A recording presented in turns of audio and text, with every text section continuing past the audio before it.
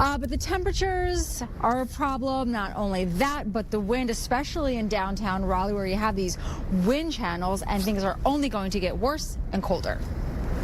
The white flag is waving outside of shelters, the doors are open, and cots are out for anyone who needs a warm place to sleep. Folks have been bundling up and trying to brave the bitter blast. The temps could cause pipes to burst, and plumbers have been busy stopping by homes to make sure these won't give way with the freeze. If you're out of the house or something like that, and it runs for like 8 hours, you could be talking easily $100,000 loss to your home. I met Mark England in between his cold weather house calls, and he's offering some tips. He suggests leaving cabinets open so the warm air inside the house hits the pipes.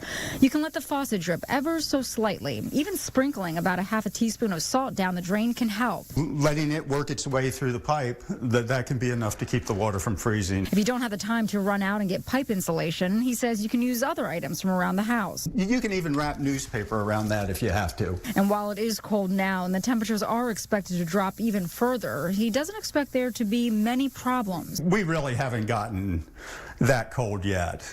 But I mean, if we do, if you start getting down into the teens and the lower teens, you need to be aware, and you're a lot better off being prepared than not prepared. So, all right, although we might have some strong wind gusts pushing through, Duke Energy Progress is not expecting for there to be widespread outages. I'm told, however, Steve, that there will be crews on standby who can respond if need be. Yeah, Chris says the wind